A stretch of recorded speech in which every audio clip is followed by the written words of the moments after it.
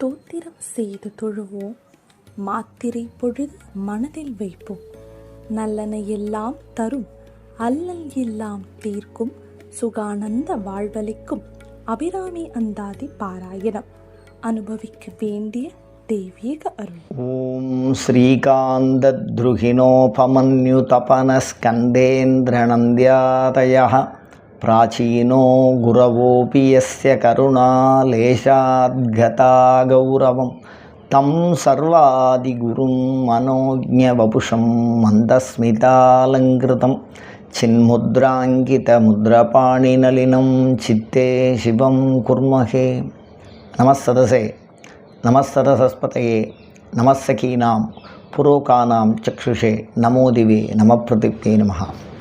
எல்லாம் வல்ல இறைவியனுடைய பெருங்கருணையினாலே அபிராமி சமயத்தின் அந்தாதி குடில் சார்ந்து உங்களை சந்திப்பதில் பெருமகிழ்ச்சி அடைகிறேன். உபாசனை ரகசியம் 108 சிந்தித்து வருகிறோம். அதில் உபாசனா பஞ்சகம் என்ற 5 முக்கியமான கோட்பாடுகள், அதை நாம் அறிந்து கொள்வது என்பது உபாசனை செய்வதற்கான தகுதியை மேம்படச் செய்யும், அதிகரிக்கும். அது ஒரு கலை. உபாசனா பஞ்சகம்னு சொல்கிறாங்க. அதில் முதல்ல கிரகணம் அப்படின்னு சொல்கிறான். உபாசகனுக்கு ரொம்ப முக்கியம் என்னென்னா, ஒரு தேவதையை அறிந்து கொள்ளுகிற ஆற்றல், இல்லைன்னா குருவினுடைய உபதேசத்தை அவர் சொல்லுகிற வழியிலேயே புரிந்து கொள்ளுகிற ஆற்றல். ஒரு தேவதை வருதுன்னு வச்சுங்களேன். சில தேவதை சொப்பனத்தில் பேசிக்கிட்டே இருக்கும். சில தேவதை கவுளி மாதிரி சொல்லும். கவுளின்னா இந்த பஞ்சபக்ஷி சாஸ்திரம்னு சொல்கிறாங்கள்ல, சகுனம் மாதிரி சொல்லும், குரல் கேட்கும். சில தேவதை சகுனமாக பிரித்து சொல்லும். கவுளி வேறு, சகுனம் வேறு.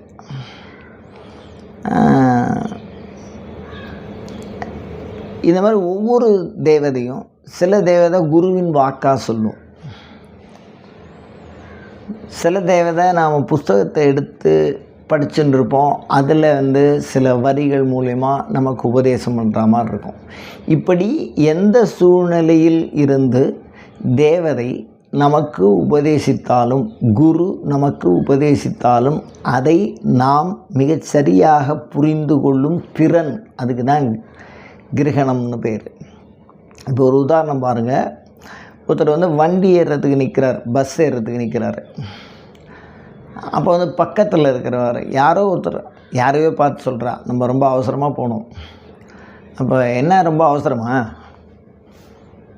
ஏன் இப்படி அவசரப்படுற அப்படின்னு யாரையோ திட்டுற மாதிரி இருக்குது. அது இந்த உபாசகன் அதுக்கு நெஞ்சில் குத்தின மாதிரி, என்னடா அது கிளம்பும்போது இப்படி ஒரு வார்த்தை சொல்கிறாரு. டக்குன்னு அந்த பேருந்தில் ஏறாமல் அவர் இறங்கிட்டார். கொஞ்ச நேரம் கழித்து பார்க்குறாரு, அந்த பேருந்து அடுத்த வண்டியில் ஏறி போகிறாரு. அந்த பேருந்து வேறு ஒரு இடத்துல மோதி நிற்குது. இப்போ ஒரு அசுபத்தை அறிவிக்கிற குறியீடு, ஒரு சாதாரண மனுஷன் மாதிரி யார்கிட்டையோ பார்த்து பேசுகிற மாதிரி அந்த சகுனம் நமக்கு கிடச்சிருது. அதை ரொம்ப நுட்பமாக நம்ம கவனிக்கணும். சாதாரணமாலாம் இது இறைவனுடைய பேச்சு, இது மனிதனுடைய பேச்சுன்னு நம்ம புரிஞ்சுக்கணும். அதே மாதிரி ஒரு கனவு, அந்த கனவில் பார்த்திங்கன்னா திடீர்னு வெறும் பொணமாக இருக்குது. அந்த பொணத்தை எல்லாம் கட்டி இழுத்துன்னு போகிற மாதிரி. உடனே பயந்து ஏந்திருந்து, ஐயோ என்னடா அது வெறும் பொணமாக இருக்குது, அதை கட்டி எடுத்துன்னு போகிற மாதிரி இருக்கே. ஆனால் அது பண வரவுக்கான வழின்னு அர்த்தம். இப்போது இதையும் உபாசகன் நுட்பமாக உணரணும். அதை பணம்னு நினச்சி பயந்துட்டா அப்படின்னு சொன்னால் பணம் வருவதற்கான வழியை இழந்து விடுவார்கள். ஏன்னா தலைகீழ வரும் சொப்பனம். ஸோ அந்த மாதிரியும் நம்ம தெரிஞ்சுக்கணும் சொப்பனத்து மூலிமா. அதே மாதிரி இன்னொரு விஷயம் பார்த்திங்கன்னா, நம்ம இன்றைக்கி ஏதோ ஒரு பூஜை பண்ண போகிறோம். இன்றைக்கி ஏதோ ஒரு செயலை செய்ய போகிறோம், அதை எப்படி செய்கிறோம், தடுமாறுறோம் அப்படின்னு சொன்னால் அந்த காலத்துல எல்லாம் புஸ்தகங்கள் ஓலைச்சுவடிகளாக இருக்கும். அதை அடுக்கி வச்சுருப்பா. இந்த காலத்தில் லைப்ரரி மாதிரி. அதில் எதையாவது ஒன்றை எடுத்து ஒரு சில பக்கங்களை நம்ம சாமியை நினச்சின்னு படித்தா அதுக்கான தெளிவு அந்த புத்தகத்துலேருந்து வரும். ஓலை சாத்தி பார்க்குறதுன்னு பேர். இந்த மாதிரி எதுக்கு சொல்கிறேன் அப்படின்னா, இன்னும் ஒரு சில தேவதைகள் பார்த்திங்கன்னா நம்ம ஒரு விஷயத்தை பற்றி பேசும்போது இந்த பல்லி சத்தம் போடுற மாதிரி இருக்கும், காக்கா வந்து கத்தும், சில சகுனங்கள் வரும். அது வந்து பட்சிகளுடைய ஒளியாக இருக்கலாம், இல்லை சில நிகழ்வுகளாக இருக்கலாம், மணி அடிக்கும், ஆலய மணி, அந்த மாதிரியெல்லாம் நமக்கு வந்ததுன்னா இதில் எது சுபம் எது அசுபங்கிறத தெரிஞ்சுக்கணும். இப்போ தேவதை பேசும் அப்படின்னு நம்ம நினைக்கும்போது நம்ம என்ன நினச்சிக்கோன்னா, நான் உங்களுக்கு உபன்யாசம், அதாவது ஒரு சொற்பொழிவாக சொல்லுவது போல் மிக தெளிவாக சொல்லும் என்பதாக நாம் நினைத்து கொண்டிருக்கிறோம். அப்படி பேசாது. அதனால தான் அதுக்கு அதை பெற்றுக்கொள்ளுகிற ஆற்றல் வேணும். அதை தான் கிரகணம்னு பேர். இதுக்கு அடுத்தது பார்த்திங்கன்னா தாரணம் அப்படின்னா, அப்படி நாம் வந்து அந்த ஒரு தடவை ஒரு தேவதைகிட்ட அந்த மாதிரி வாக்கு வாங்கி நம்மளுடைய அனுபவத்தில் நடந்துட்டுன்னா அதை நம்ம சரியாக ஞாபகத்தில் வச்சுக்கணும். அப்படி ஞாபகம் வச்சுட்டு அது எந்த சூழலில் எப்படி பேசுமோ அதே மாதிரி நாம் பயன்படுத்தணும். அதுதான் தாரணம்னு சொல்கிறோம். இது வந்து தேவதை கூட ஜபம் பண்ண நமக்கு அனுபவத்தினால் ஏற்படும் இந்த தாரண சக்திங்கிறது. அது வழியாக நம்ம என்ன தெரிஞ்சுக்கணும் அப்படின்னு சொன்னால், தேவதைக்கு ஒத்து வர விஷயமாக இருக்கட்டும், தேவதை வந்து விலைக்கு விடுற விஷயமாக இருக்கட்டும், அந்த விஷயங்களெல்லாம் நாம் நன்கு பதிந்து வைத்து கொள்ள வேண்டும். அந்த தாரண சக்திங்கிறது அதுதான். இப்போ ஒரு உதாரணம் பாருங்கள், ஒரு மங்களத்தை சொல்லுது அப்படின்னு சொன்னால் அப்போ என்னென்னலாம் நடக்குது, ஒரு அமங்கலத்தை சொல்லுது அப்போ என்னென்னலாம் நடக்குது அப்படின்னு தெரிஞ்சால் கூட அந்த நல்லதை சொல்லும்போதும் கெட்டதை சொல்லும்போதும் அதை நிவர்த்தி பண்ணுறதுக்கு என்ன அப்படிங்கிறத அதுக்கிட்டே வாங்கணும். வாக்கு வந்து தேவதைகிட்டேருந்தே வாக்கு வாங்கணும். அப்போ அதுக்கிட்ட வாங்கினா கெட்டதெல்லாம் கெட்ட சுகுணம் சொல்ல போகிறது அப்படின்னு சொன்னால் அது கேட்குற வஸ்துவை வச்சு முடிவு பண்ணலாம். ஒரு உதாரணம் பாருங்கள், ஒரு தேவதை இருக்குது, அது வந்து திடீர்னு ஏதாவது ஒரு பொருளை காமிச்சு இந்த பொருளை கொடுன்னு கேட்கும். அந்த பொருளை கொடுன்னு கேட்கும்போது, இப்போ ஒருத்தருக்கு வந்து ஒரு கோதுமை அல்வா கேட்குதுன்னு வச்சுங்களேன், அதை வாங்கி கொடுத்தா அருகாமையில் இறப்பு வரப்போகிறதுன்னு அர்த்தம். எனக்கு பூ வாங்கி கொடு அப்படின்னு சாமி கேட்குது அப்படின்னு சொன்னால் அருகாமையில் திருமண செய்தி வரப்போகுதுன்னு அர்த்தம். இந்த மாதிரி விஷயங்கள்லாம் அந்த பொருள்களை வச்சு யாராவது பொருளை எடுத்துன்னு வருவா பார்க்குறதுக்கு நம்மளை, அதில் அவருக்கு ஒவ்வாத பொருளை யார் எடுத்துன்னு வராளோ அவர்கள் அந்த தீய செயலை செய்வார்கள், இல்லை தீய விளைவை ஏற்படுத்துகிற ஏதோ ஒரு சூழல் அண்மையில் இருக்கிறது என்பதையெல்லாம் நாம் புரிந்து கொண்டு எந்தெந்த பொருளை நம்ம கண்ணுக்கு காட்டுதோ அந்த மாதிரி அதை வந்து நம்ம புரிஞ்சுக்கணும் கொஞ்சம் கொஞ்சமாக. இது வந்து ஒரு பெரிய வழி. அதனால் அதுக்கு பேர் தாரண சக்தின்னு பேர். அதுக்கப்புறம் பாலன சக்தி அப்படின்னு சொன்னால் சில குறிப்புகளை தேவதை நமக்கு சொல்லும். அந்த குறிப்பு வந்து ஒரு சில வார்த்தைகளாக இருக்கும், ஒரு சில வார்த்தை இல்லை 2 வார்த்தையாக தான் இருக்கும். அந்த வார்த்தையை நம்ம தொடர்ந்து ஃபாலோ பண்ணணும், அதாவது உயிர் இருக்கிற வரைக்கும். இப்போ அருணகிரிநாதர் பார்த்திங்கன்னா சும்மா இரு சொல்லற, பட்னத்தாரை பொறுத்த வரைக்கும் பார்த்திங்கன்னா காதற்ற ஊசியும் வாராது நூலின் கடை வழிக்கே, அந்த மாதிரி ஏதோ ஒரு சில விஷயம் பேசும். ஒரு உதாரணத்துக்கு பாருங்கள், ஒரு யக்ஷி வாசகி, அந்த அம்மா வந்து என்ன பண்ணுன்னா வழக்கில் பார்க்கும், விளக்கை ஏற்றி வச்சு அந்த விளக்கை கவனித்து பார்த்தா அதுலேருந்து அந்த தேவதை பேசும். அது கடந்த காலம், எதிர்காலம், நிகழ்காலம் எல்லாம் சொல்லும். அந்த அம்மாவுக்கு ஒரு நாள் அந்த தேவதை சொல்லுது பால் சாப்பிடு அப்படின்னு சொல்லுது. அது அதோடு நிறுத்திடும், அதுக்கப்புறம் எதுவும் பேசாது. அதனால தான் பாலன சக்திங்கிறது ரொம்ப முக்கியம். அந்த அம்மாவுக்கு நிறைய குழந்தைகள், அது குறி சொல்லி தான் ஏதோ வளருது. அதனால் இவ்வளோ இது குழந்தைகள் இருக்கும்போது நம்ம ஒன்றையும் தனியாக பால் எப்படி சாப்பிட்றதுன்னு கூச்சப்பட்டு சாப்பிடாம அந்த விஷயத்தை ஒரு அலட்சியமாக விட்டதுனால ஒரு 45 வயசுக்கு அந்த அம்மாவுக்கு கண்ணு தெரியாத போயிட்டு. அப்போ கண்ணு தெரியாத போய் அந்த தேவதையை கூப்பிட்டு கேட்கும்போது, நான் அப்போவே சொன்னால் ஒன்று பால் சேர்த்துக்கன்னு நீ கேட்கலை அப்படின்னு சொல்லி. அது மாதிரி இன்னொரு தடவை சொல்லுது, குலதெய்வம் தேவதை வந்து அந்த வழக்கில் பேசும். நல்லா அனுபவ சாத்தியமான உண்மை, செவி வழி செய்தின்னு இதை தள்ளிட முடியாது. தேவதைகளுடைய உபாசனையை அறிந்தவர்கள் இதை அனுபவத்தில் அறிய முற்பட வேண்டும். வெறும் அறிவு அப்படின்னு சொன்னால் இது ஒரு உபதேச கலைன்னு ஆகிடும். ஒரு பள்ளிக்கூடத்தில் போய் படிக்கிற மாதிரி அப்படிலாம் கற்றுக்க முடியாது தேவதை உபாசனையை. தேவதையோட உதவியும் குருவனுடைய அனுகிரகமும் சிஷ்யனுடைய முயற்சியும் சாஸ்திரங்களில் பதிக்கப்பட்டிருக்கிற தகவல்களும் ரொம்ப முக்கியம் உபாசனைக்கு. அந்த வகையில் ₹1 காசு கூடண்டா டெய்லி அப்படின்னு சொல்லி, ₹1 காசுங்கிறது ரொம்ப குறைவான ஒரு காசு தான். அந்த காசில் எடுத்து போடு அப்படின்னு சொன்னோன்னா அந்த உபாசகர் வந்து அதை போட்டுக்கிட்டே வந்திருக்காரு. சில நேரங்களில் போட முடியல அவரால். திடீர்னு பார்த்தா அந்த உபாசனை காசு நிறையா சேர்ந்து போச்சு. ஏதோ ஒரு அவசர தேவை, அதை எடுத்து செலவு பண்ணி விடுறார். திருப்பி ஒரு நாளைக்கு அந்த ஜோதியில் பார்த்தா பழையபடி அந்த சாமி வரல. உடனே வருத்தப்படுறார்.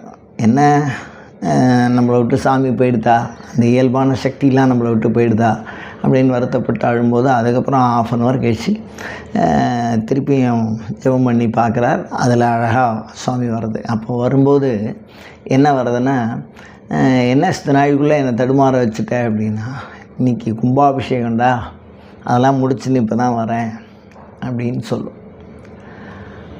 அப்போ நான் உன்னை காசு போட்டு வைக்க சொன்னேன், நீ அதை எடுத்து செலவு பண்ணிட்ட, அப்புறம் எப்படி நீ வருவேன் அப்படின்னு. அந்த காலத்தில் கோயிலுக்கு போகிறதுங்கிறது ரொம்ப தூரத்தில் இருக்கிற கோயில். இப்போ பழனி யாத்திரை, காசி யாத்திரைலாம் போகிறோம்ல, அந்த மாதிரி உபாசனகனை ஒரு சில தேவதை கூப்பிடும், இந்த ஊருக்கு வா அப்படின்னு. அந்த ஊருக்கு வரத்துக்கு அந்த காலத்தில் சாத்தியம், வண்டி கட்டின்னு போகணும். அப்போ அந்த உபாசனை சொன்ன அந்த ஒரு நாள் சொன்ன அந்த விஷயத்தை நம்ம மனசுக்குள்ளேயே வச்சுருந்து பாதுகாத்துன்னு வரணும். அதனால் அந்த பாலன சக்தி சீடர்களுக்கு ரொம்ப முக்கியம். எல்லாருக்குமே, பொதுவாக உபாசனை பண்ணுறவா எல்லாருக்குமே. அதுமாதிரி நிகிரக சக்தி, அதாவது சில விஷயங்களை தேவதை நம்ம கேட்டும் செய்யாது. நீங்கள் எப்படி கேட்டாலும் செய்யாது, விலகி போகும். அப்படி விலகி போச்சுன்னா அதில் நாம் பிரவൃத்தி பண்ணக்கூடாது. பிரவൃத்தி என்ன, திருப்பி அதையே கேட்டுருக்கக்கூடாது. அதை எப்படி காமிக்கும் அப்படின்னா, இப்போ வந்து ஒருத்தர் வந்து சாதாரணமாக ஒருத்தர் ஜாதகம் பார்க்க வந்திருக்காரு. ஒரு ஜாதகத்தை கையில் எடுத்து வச்சுட்டேன். இதெல்லாம் உபாசகர்கள் அனுபவ பதிவுகள், செய்வழி செய்தின்னு தள்ளிட முடியாது. இந்த மாதிரி அவர் யாரோ அவருடைய பேரனுக்கு, அதாவது பேரனுக்கு கல்யாணம் பண்ண பார்க்குறாரு. அப்படிங்கும் போனால் அப்போ வந்து இந்த பேப்பரை வந்து கசக்கி போடுற மாதிரி ஏதோ ஒரு சூழல் உருவாகுது. அவர் எழுதிட்டு என்னமோ எழுதி அதை கசக்கிட்டு அதை தூரத்தில் போடுறார். இது பார்க்குறவங்களுக்கு என்னவாக இருக்கும், பேப்பரில் ஏதோ தப்பாக எழுதிட்டார் போல கசக்கி போடுறாருன்னு. ஆனால் சாமி என்ன சொல்லுது, அந்த பேரன் கல்யாணத்துக்குள்ளே இந்த ஜாதகம் பார்க்க வந்தவர் இறந்துருவார். இவனே இருக்க மாட்டான், இவன் அவனுக்கு பொண்ணு பார்க்குறான். அந்த மாதிரி சில உண்மைகளை நம்ம நேரடியாக சொல்லக்கூடாது, அடுத்தவர்களை வருத்தக்கூடிய தகவல்களை. அதனால் நாளைக்கு பார்க்குறோம் வாங்கோ, இன்றைக்கி எனக்கு கொஞ்சம் நேரம் சரியில்லை அப்படின்னு நம்ம சொல்லி விலகணும். பளிச்சுன்னு பேசணும் சில விஷயங்கள். அந்த மாதிரி விஷயங்களை அது நிகிரகம் பண்ணுதுன்னு அர்த்தம். அது எப்போவாது ஒரு தடவை நடக்கும். மகாபாரதத்தில் ரொம்ப அழகாக சொல்லியிருப்பா. ஆசீர்வாதம் பண்ணுறதுக்கு போது திரௌபதி வந்து வியாசர் வந்து ஆசீர்வாதம் பண்ணுறார் திரௌபதிக்கு. அவனை கூந்தலை பத்திரமா பார்த்துக்கணும். அந்த கூந்தல் தான் மகாபாரதத்தினுடைய மிகப்பெரிய சான்று. அந்த மாதிரி நடக்க போகிறது அவன் முன்னாடியே ஒரு சின்ன ஒரு கோடில் ஒரு பொண்ணு வந்து கல்யாணம் பண்ணிட்டு நமஸ்காரம் பண்ணிட்டா கூந்தலை பார்த்துக்கோன்னு ஏன் சொல்லணும்? தீர்க்க சுமங்கலி பவான்னு சொல்லணும், குழந்தை குட்டியோட சௌக்கியமாக இருக்குன்னு சொல்லணும். அதை விட்டுட்டு கூந்தலை பத்திரமா பார்த்துக்கோன்னா, அதை கவனம் இல்லாத விட்டுட்டோம்னா நம்ம அந்த துன்பங்களுக்கு ஆளாக வேண்டி வரும். அதே மாதிரி அனுகிரகம் அப்படின்னு சொன்னால், சாமி வந்து ஒரு செயலை செய்யுது, உங்களுக்கு அது நல்லது, அதை செய்கிற சாமிக்கு ஒரு நல்லதும் இல்லை ஒரு கெட்டதும் இல்லை. உபாசகனுக்கு தான் நல்லதும் கெட்டதும். அப்போ இந்த உபாசகனுக்கு நல்லது வரணும், கெட்டது வரக்கூடாது அப்படிங்கிறதெல்லாம் ஒரு தீங்கில்லையே நபிராம்பட்டர் சொல்லுவார். அது நல்லன எல்லாம் தரும், நல்லன எல்லாவற்றையும் பெற்று தருவதற்கும் ஒரு தீங்கு இல்லாமல் இருப்பதற்காக மட்டுமே உபாசனை மிகச் சிறப்பாக அந்த பாதை சிந்திக்கப்படுகிறது. அதில் சுவாமி அனுகிரகம் பண்ண போகிறது அப்படின்னு சொன்னால் மேலும் மேலும் மேலும் மேலும் மேலும் அது வந்து வழி விட்டுட்டே போகும். இப்போ நம்ம ஒரு யாத்திரைக்கு போகிறோம் அப்படின்னு சொன்னோன்னு வச்சுங்களேன், ஒரு கோயிலில் போய் சாமியை பார்க்க போகிறோம் அப்படின்னா கையில் பணம் வரும் தட்டாமல். சில இடங்களில் காசே இருக்காது, கடன் வாங்கி சாமி பூஜை பண்ணுற மாதிரி ஆகிடும். அந்த மாதிரிலாம் பண்ணணும்னு அவசியமே இல்லை. சாமி வந்து தனக்கான அருள் கொடுக்கணுன்னா அதுக்கான சூழல் செல்வத்தை அதுவே கொடுக்கும். அதே மாதிரி வழி தெரியாமல் அந்த காலத்தில் தடுமாறுவான். இந்த காலத்துலலாம் கூகுள் மேப் இதெல்லாம் வச்சுட்டுகள், அந்த காலத்தில் வந்து வழியே தெரியாமல் அந்த பழனி யாத்திரையெல்லாம் பண்ணுவாள். அப்போ அந்த வழி அது வந்து தெளிவாக அங்கங்கே காமிச்சுட்டே போகும். அது அழகாக ஞானசம்பந்தருடைய வரலாற்றில் பாலனாய் காலனாய் விருத்தனாய்ன்னு அழகாக ரொம்ப அழகாக சொல்லுவார். ஞானசம்பந்தர் ஒரு இடத்துக்கு போகும்போது ஒரு கோயிலுக்கு வழி கேட்குறாரு. முதல்ல ஒரு சின்ன பையன் மாதிரி வந்து சொன்னார். அதுக்கப்புறம் ஒரு பெரிய சின்ன பையன் ஏதாவது மாற்றி சொல்லியிருக்க போகிறான் அப்படின்னு நினச்சி திருப்பி கொஞ்சம் தூரம் போகிறார்.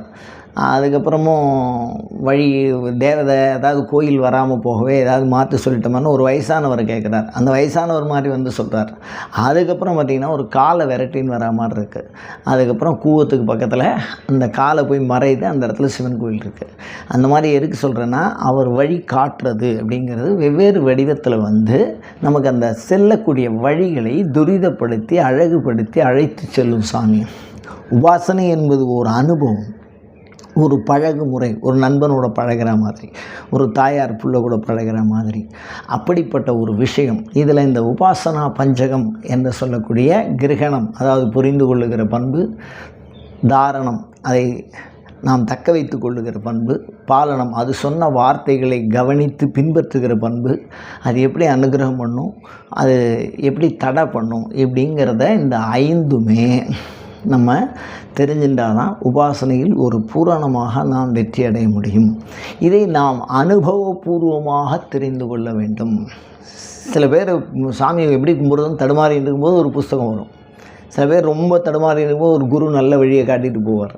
அந்த மாதிரி எப்படி வேணாலும் அது வரும். அந்த வருகையை அழகாக பற்றி அதை பின்பற்றி அதை பயன்படுத்தி அதோட அனுகிரகத்தை அடைஞ்சு அதோட நிகிரக சக்தியிலேருந்து விலகிறதுக்கு என்ன வழியோ அதுதான் ஒரு உண்மையான உபாசகனுக்கு அழகு. அதை செய்ய முயல்வோமாக. அயம் தர்மஹா உத்தரோத்தர அபிவிருத்தி ரஸ்து.